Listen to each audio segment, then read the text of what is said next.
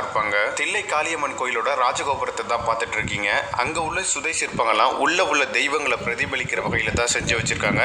ரீசெண்டாக தான் கும்பாபிஷேகம் நடந்தது, அதனால கோயில் நல்லா நீட்டாகவே இருக்கு. ரொம்பவே சக்தி வாய்ந்த தெய்வமும் ஆக்ரோஷமான தெய்வமான தில்லை காளியம்மன் கோயிலுக்கு உள்ள போகலாம் வாங்க. தொடர்ந்து வீடியோவை பாருங்க, ரொம்ப நல்லா இருக்கும். தில்லை காளியம்மனோட அருள் உங்க எல்லாருக்குமே கிடைக்கட்டும்.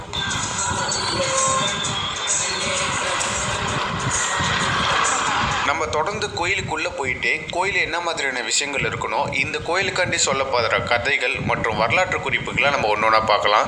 நம்ம முதல்ல வந்தோடனே பார்த்திங்கன்னா பக்தர்கள் சூறையிட்ட ஒரு ஸ்டாண்டும், அதுக்கப்புறம் பெரிய அளவில் ஒரு பள்ளிபீடம் இருக்குது. அதில் முழுக்க பார்த்திங்கன்னா மஞ்சள் குங்குமம் தான். நம்ம தொடர்ந்து ராஜகோபுரத்துலேருந்து உள்ளே வந்தால் வலதுபுறத்தில் கிழக்கு நோக்கி விநாயகர் சன்னதி இருக்குது.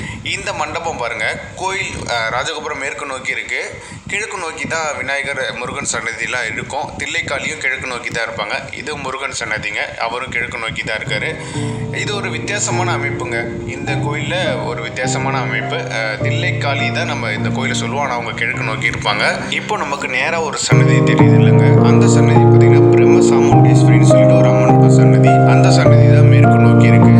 அவங்கள பார்த்தீங்கன்னா பிரம்மா ஒரு அவதாரமாகவே சொல்லுவாங்க. அவங்க ஒரு பிரம்மானே நம்ம வச்சுக்கலாம்னு வைங்களேன். அது போல ஒரு ஐதீகத்தோட தான் அங்கே வழிபாடு நடக்குது. அதற்கான புராண கதைகளும் இருக்கு, அதெல்லாம் நம்ம இப்போ ஒன்று பார்க்கலாம். இந்த தில்லை காளிக்குன்னு சொல்லிட்டு ஒரு பெரிய புராண கதை இருக்கு. அது நம்மள பல பேருக்கு தெரிஞ்சிருக்கும், பல பேர் கேட்டிருப்பீங்க. அந்த கதையை இப்போ நம்ம பார்க்கலாம். சிவன் பார்வதி இந்த 2 பேர்ல யார் பெரியவங்கன்னு சொல்லிட்டு